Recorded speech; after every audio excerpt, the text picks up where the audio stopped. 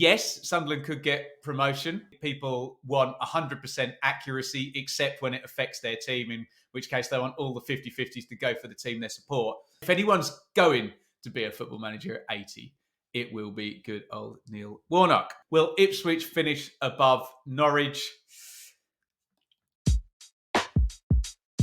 Hello, everybody. Welcome along to a celebration, a 30k Q&A. It's a big thank you from me to everybody. We've reached 30,000. I know, I don't believe it either. Subscribers on this here YouTube channel. So I put the call out, bit of a Q&A to celebrate. Loads of questions have come in. I will get right to them. We'll do the full unedited version on Patreon. I'll give you the details of that at the end of this, and we'll do a trimmed down version on YouTube. Does recording vlogs during games get any easier? What is your average number of takes that you need to make a recording, get a recording in the can? With vlogs, the goal is always one take. It wants to be authentic. You want to get the emotion, your real, true gut reaction. Of course, and I know maybe what you're referring to, Peter, because I watched the game with you, sat right next to you, where, look, if you're recording something to camera and you get somebody who doesn't particularly care for vloggers who wants to walk across your path, they will not wait. They'll just stop you and you will have to do it again. Sometimes I'll start talking and fall over my words or say something that's complete nonsense. And I will, of course, have another go. But look, if a goal's just gone in, you want to get that kind of visceral, authentic, you want to get the sense of the stadium as well and everything, you know, that energy at the time. So the goal is always in one take, but we have to be realistic that sometimes my own inefficiencies and sometimes the input of others does not allow me to do so. Will we see more collaborations between yourself and other YouTubers? I would hope so. I have lots of goals and it's just time permitting. And I promise there's a whiteboard over here in the office and I do write down that I want to do. And I want to get back to doing more live stuff, things like this as well. And collaborations is something I want to do. I do get asked to do a lot of stuff by other people, and particularly with, you know, well, my daughter is under 2 years old. You're not wanting to fill up your evenings with loads and loads of extra stuff because you just don't get the time with, you know, with partner or daughter and family as a whole. But it is something that I would very much, as my phone buzzes, like to do. Josh, what is your favourite match day meal? Now, this is going to be a horribly lonely and boring answer, but going to football now has gone from being a fun kind of, not that it's not fun, but the objective of just going with your mates, you know, having a laugh, a social occasion. It's not like that for me anymore. Invariably, I'm at different stadiums with different teams each week, and I'm going on my own for that reason. And I don't know about you, with work and whatnot, I don't want it to turn into something a little bit slobbish, if you know what I mean. So I try my best to keep it fairly healthy because I know what I'm like. And I also know what food inside football grounds is like. And I know I'll end up eating a burger, a pint, you know, some chips and a bag of Galaxy Minstrels or what, you know, whatever chocolate bag they've got for sale in the stadium. So as we come out of my house and you go down to the A421 down there is an M&S on the corner, and I try my best to get myself just a small snack. So it would be the egg and spinach thing they've got, or some chicken and some crisps, and maybe a little thing with fruit and a smoothie, which will stop me ballooning in weight, and it will mean that I've eaten on the road, obviously very carefully while I'm driving, and that I'm not in a queue for some warm beer and maybe even less warm burger. So yeah, very sad answer, Josh, but it is the answer nonetheless. Paul, what excites you most about watching Championship football? What excites me most about watching Championship football? I'll go straight to the end of season and the playoffs. I absolutely love the playoffs, and obviously we end up comparing to the Premier League the whole time. We get it. That's the big league, isn't it, where all the mega stars are? But the Premier League do not have the playoffs, and that particular tension just cannot be replicated up the division. I think just the chaos as well that you play pretty much every week. God, I think we calculated when we looked at the Ipswich fixtures that there was 8 3-game weeks plus Easter plus Christmas, where you play 4 times in 9 days or something. So yeah, just the complete chaos and how things move a bit faster. Yeah, we understand that maybe the pitches are a bit nicer and everything's a bit slicker and smoother up in Premier League land, but yeah, we just love the energy and the chaotic, frantic nature of the Championship. Chris, do you think Neil Warnock will still be a manager when he's 80? How old was Bobby Robson, Chris? I think he was like 78 or something.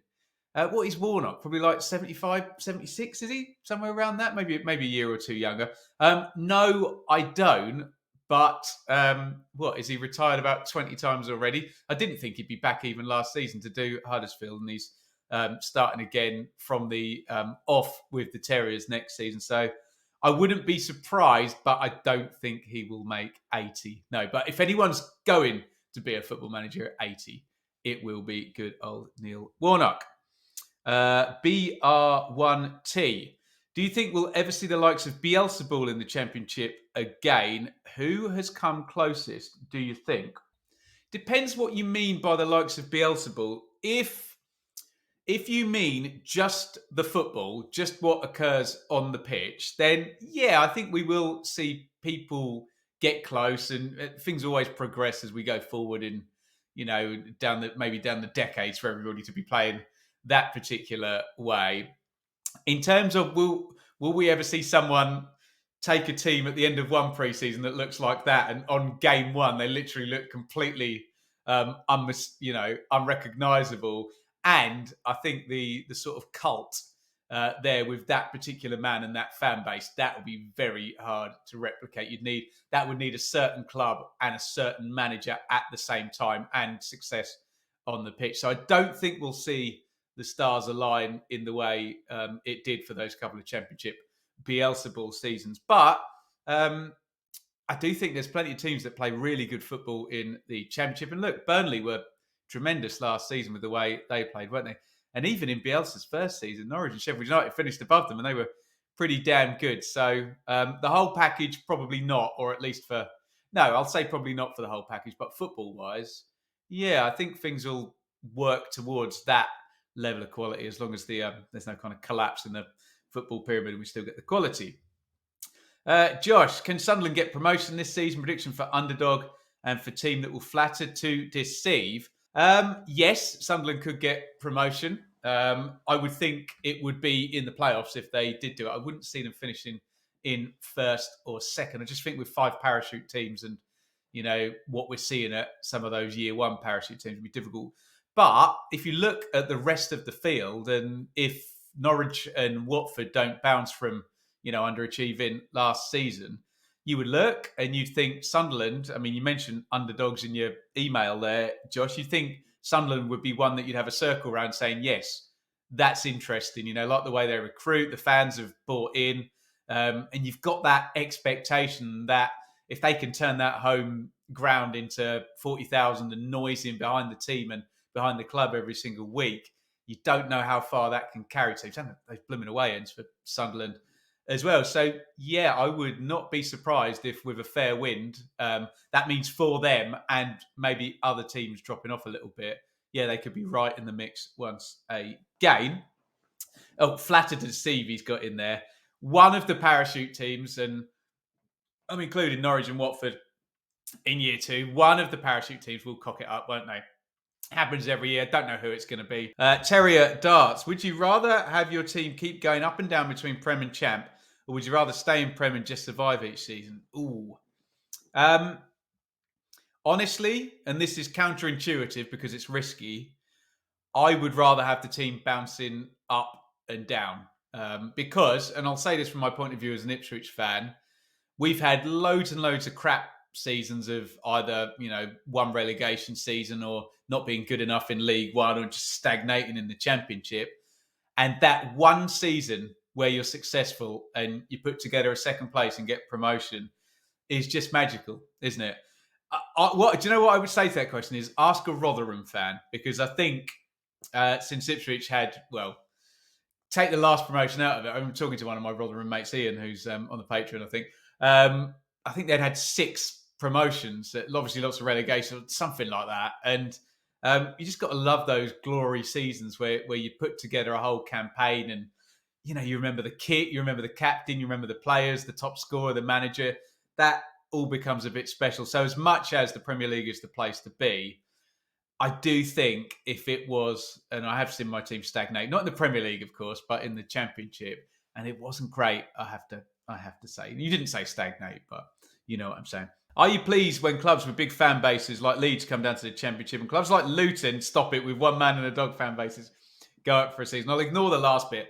Of course, I'm pleased when clubs like Leeds, and look, I missed Newcastle, we've had Aston Villa. I would class Nottingham Forest, Derby, Sheffield Wednesday, these old-fashioned clubs that can, draw in 30,000 crowds in the second tier. They are great for the channel, but I will defend Luton and say, obviously the locality helps here that I'm near to them, that if a team is having a good season and I get involved in their narrative and go down there a few times, that can be such fun. I remember with Millwall fans in 18-19, we had a great relationship. I was down there a lot and they did really, really well. An incredible run towards the end of the season. So, yeah, we obviously, especially covering the Championship, when YouTubers that are covering the Premier League, got Spurs and Man United and Liverpool and all of those guys. We do need some big fan bases to swell our numbers and keep things ticking over. Let's just say to get to things like 30,000 subscriber Q&As. Scoey, not James Scowcroft, is it? At what point did you decide to focus on videos as a career? Did the better half have any objections, concerns? What a great question, and this shows how brilliant my missus is. No, she was ever so supportive, in fact, and I can outline the exact date.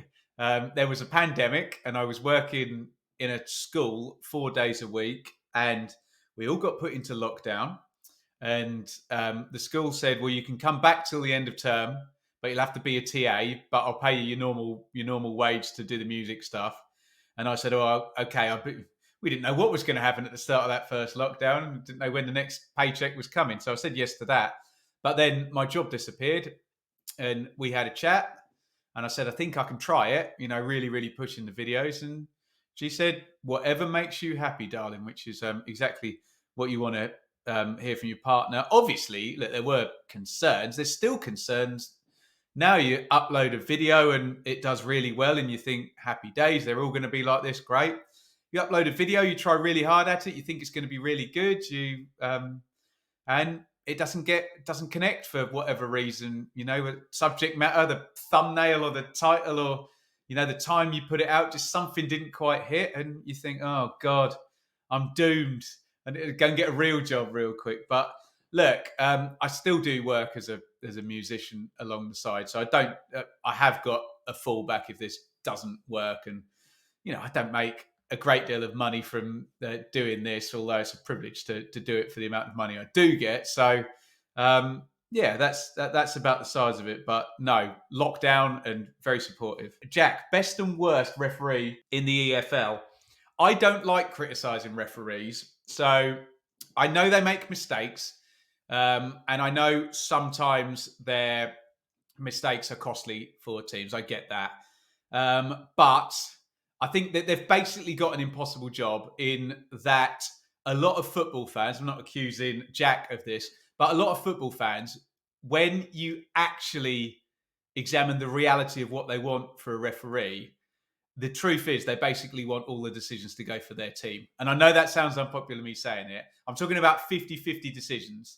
And I've sat as a neutral in many football stadiums, and a referee just can't do that. They can't please every fan in the stadium, and which basically means that any 50-50 in the subjective, the grey matter, like this T-shirt I'm wearing, all fans want those decisions to go in favour of their team. And let's be honest, a lot of fans, when a referee makes a big call that goes for their team that maybe should have gone against them, they do turn a blind eye, don't they? So, look, I think referees need more respect. I think the job is impossible. I think people want 100% accuracy, except when it affects their team, in which case they want all the 50-50s to go for the team they support, which really ruins the debate, because how can we have a credible debate when the answer to the question is, I want it to suit my team because that suits my emotional need to feel good about the team that I support.